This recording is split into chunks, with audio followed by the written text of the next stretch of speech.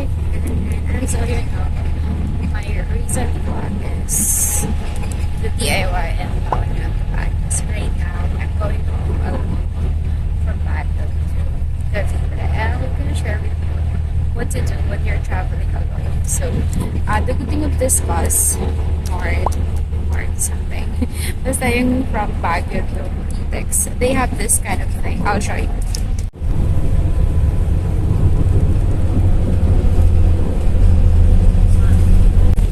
Yeah, just like what I've said, just in case may masasakyan nyo is walang ganito, like pass pad.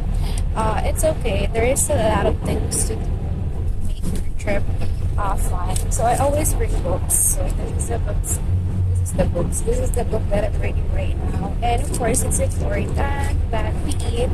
I have some food for medyo gusto na ata siya. So,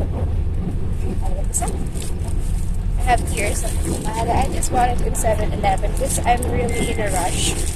So that's what I do just to make my fun trip, my alone trip fun. And then it's very important that you drink water.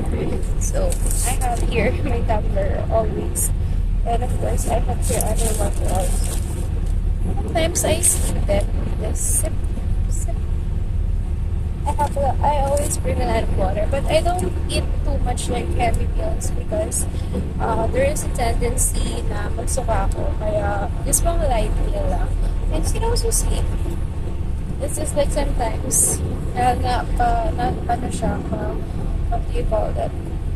Ahon ba? Basta naalog-alog ka minsan hindi ka makakapilog. But yeah, I really enjoy traveling. This is how I distress, just travel.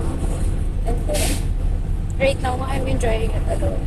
And you can also listen to music. So this is from Xiaomi. I've been using it for like years. That's all. Or you can always make or enjoy the view. Hindi masyado maganda. But I'll still show you.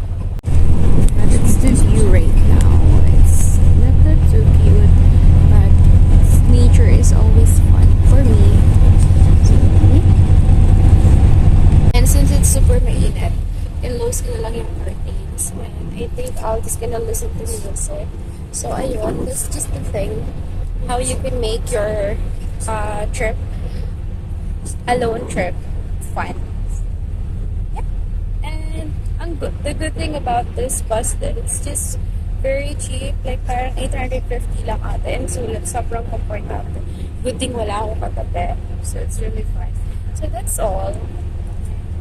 I'm just a bit bored right now. That's why I just decided to make this video and upload it on YouTube. And I'm also practicing like speaking alone because I wanted to just continue or maybe consistent with the content that I'm uploading in my YouTube.